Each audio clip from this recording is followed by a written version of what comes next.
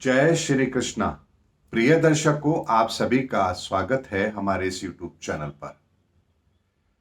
दर्शकों, आपके मन में एक सवाल आता होगा या आपने बहुत बार सुना होगा, मैंने तो दुनिया के लिए बहुत कुछ किया है, बदले में मुझे कुछ भी नहीं मिला। मैं तो इतना धर्म करता हूं, लेकिन बदले में मुझे कुछ नहीं मिला। मैंने लोगों के लिए इतना किया है, लेकिन बदले में मुझे कुछ नहीं मिलता। मैंने तो बहुत पुण्य किए हैं, लेकिन मेरे साथ ऐसा क्यों होता है? ऐसे बहुत सारे प्रश्न लोगों के मुंह से आपने सुने भी होंगे। और लोग ये भी कहते हैं कि हमने बहुत किया, अब हम नहीं करते हैं। करके देख लिया, बहुत लोगों के लिए किया, कोई फायदा तो होता नहीं है, इसलिए अब हमने पुण्य करना ही बंद कर दिया, या लोगों की भलाई करना बंद कर दिया, या लोगों की मदद करना ही हमने बंद कर दिया है।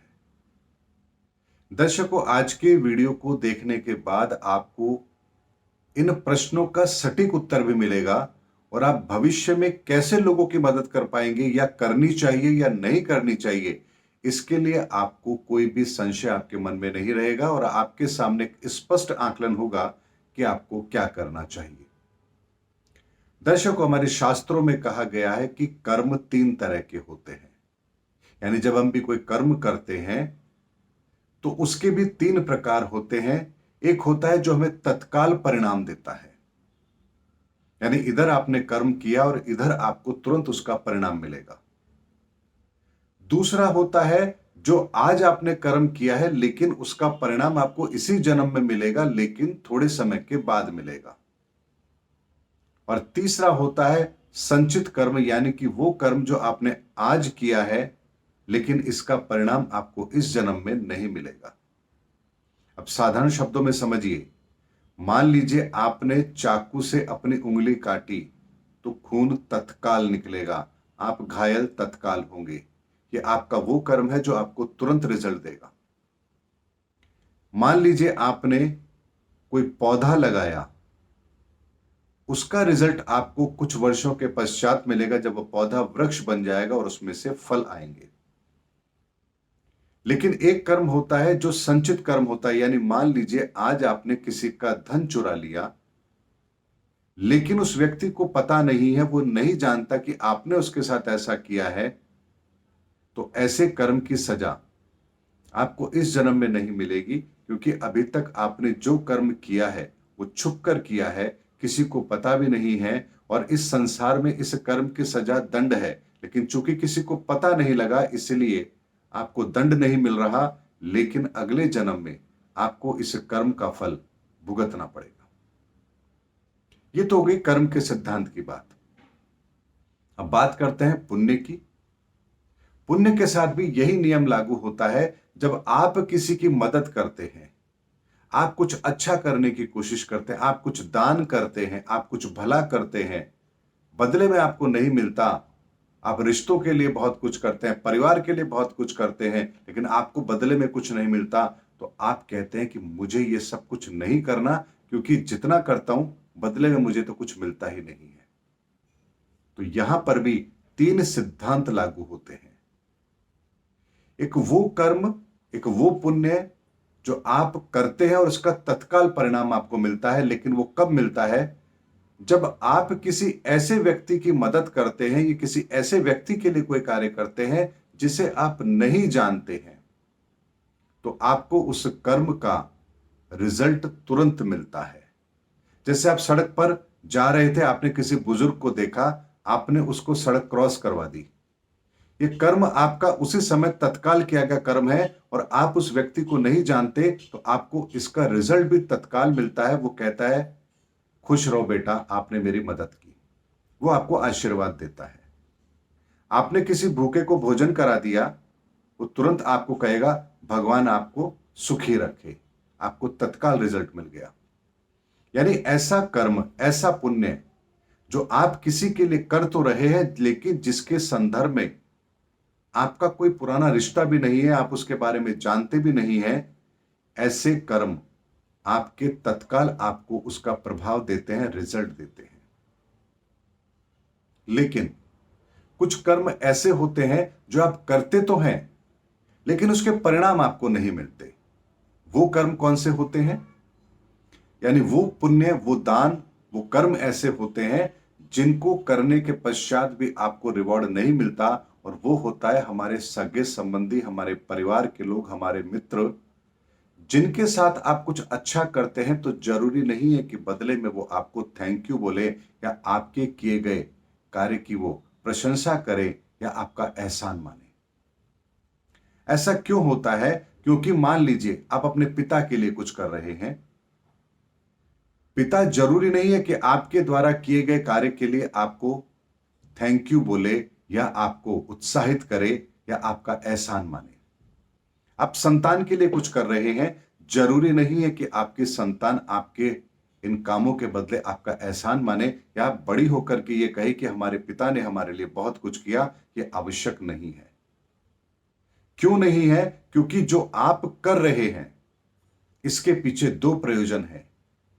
या तो ये कर्म जो आप कर रहे हैं, जो उनके प्रति जो आप अच्छा कर्म कर रहे हैं, उनकी अच्छी पालना कर रहे हैं, अपने दायित्वों का निर्वहन कर रहे हैं, या तो ये आपका पुराना कर्ज था जो आप चुका रहे हैं, या आप जो कर रहे हैं ये संचित पुण्य है जिसका परिणाम आपको या तो बुढ़ापे में या थोड़े समय बाद या फिर अगले जन्म में मिलेगा। क्योंकि जरूरी नहीं है कि जिसके प्रति आप अच्छी भावना रखकर जिसकी मदद कर रहे हैं, अपने परिवार में, मित्रों में या किसी की भी, जरूरी नहीं है कि उनके साथ आपका हिसाब किताब इसी जन्म का हो। इसीलिए कई बार आप जब किसी की मदद करते हैं, अपने ही परिवार में किसी की, तो आपको श्रेय मिलता है। लेकिन कई बार आप बहुत अच्छा करने के बाद भी आपको श्रेय नहीं मिलता बल्कि बुराई मिलती है। तो यहां पर इसका संबंध आपके पिछले जन्म के अंदर उनके साथ हो रहे हिसाब किताब से होता है कि आपको श्रेय मिलेगा या नहीं मिलेगा। ये हमारे ऐसे कर्म है, ऐसे पुण्य है जिनके बारे में हमें जानकारी नहीं होती, लेकिन हम वर्तमान में उसके परिणामों को देखना चाहते हैं, और इसीलिए हमें संशय होता है कि हमने तो अच्छा किया लेकिन बदले में हमें ऐसा क्यों नहीं मिला। लेकिन तीसरा और कर्म होता है जिसके संदर्भ में हम लोग नहीं जानते हैं, और वो ये होता है कि कुछ पुण्य ऐसे होते हैं, कुछ परोपकार ऐसे होते हैं जो करते तो आप हैं लेकिन उनके परिणाम आपको कई जन्मों के बाद मिलेंगे। जैसे आप किसी मंदिर में जाकर पुण्य करते हैं, किसी धर्म स्थल पर जाते हैं, किसी पवित्र कार्य को करते हैं, कोई पूजा पाठ आप करते हैं, तो ये आपका पुण्य इकट्ठा होता है। आपके पाप कितने हैं ये आपको नहीं पता, लेकिन ये जो पुण्य आप इकट्ठे कर रहे हैं, ये पुण्य धीरे धीरे आपके पापों के बराबर इकट्ठे होते चले जाते हैं। और जब इन पुण्यों का प्रभाव आपके पाप से अधिक होता है, तब आपको मोक्ष प्राप्ति का साधन मिलता है। और ये जरूरी नहीं है कि ये जो कर्म आप कर रहे हैं, पूजा पाठ आप कर रहे हैं, इसका परिणाम आपको इसी जन्म में मिले। हो सकता है कई जन्मों के पश्चात आपके वो पुण्य कार्य इतने हों जो आपके पाप से अधिक होंगे, तब जाकर आपको मोक्ष का मार्ग मिलेगा। इसीलिए ये कर्म वो कर्म है, ये पुण्य वो पुण्य है जिनका परिणाम आपको कई जन्मों के बाद मिलेगा और मोक्ष के रूप में मिलेगा। इसीलिए आप जब भी कोई कर्म करें तो ये देखें कि आप जो कर्म कर रहे हैं, जो पुण्य कर रहे हैं, जो सहयोग कर रहे हैं, वो किस स्तर का है। आप किसी अनजान को कर रहे हैं तो आपको तत्काल रिजल्ट मिलेगा ही मिलेगा। वो आपको थैंक यू बोलेगा ही, वो आपको धन्यवाद बोलेगा ही बोलेगा। आप किसी प्यासे को पानी पिलाएंगे तो वो आपको तत्काल आपको थैंक यू बोलेगा ही बोलेगा, आपको धन्यवाद देगा ही देगा। ऐसा नहीं होगा कि वो पानी अभी पिएगा और 2 दिन बाद बोलेगा भाई साहब आपको थैंक यू कि आपने मुझे पानी पिलाया था। ऐसा नहीं होगा। इसीलिए दर्शकों, 3 तरह के हमारे पुण्य भी होते हैं जिन्हें करते समय हमें ध्यान रखना चाहिए कि यदि हम अनजान लोगों के लिए कर रहे हैं तो वहां से तत्काल हमें उसका रिजल्ट भी मिलेगा। हम जानकारों के लिए कर रहे हैं तो हो सकता है कि उसके रिजल्ट हमें मिले ना मिले। ये निर्भर करेगा कि आपके पिछले जन्मों के उनके साथ क्या संबंध रहे हैं, क्या हिसाब किताब रहा है। और जिन पूजा पाठ को, जिन देवी देवताओं की पूजा को, यज्ञ अनुष्ठान को आप कर रहे हैं, वो संचित हो रहे हैं और आपके पाप से अधिक उनका बल होगा, तब आपको मोक्ष प्राप्ति का साधन मिलेगा। इसलिए अपने किए गए किसी भी कर्म के लिए पहले यह समझिए कि आप किस दिशा में कर्म कर रहे हैं, किस दिशा में पुण्य कर रहे हैं, और उसके पश्चात उसके परिणामों का आकलन कीजिए। आपको कभी भी यह संदेह नहीं होगा कि मैंने जो किया उसका परिणाम मुझे क्यों नहीं मिला।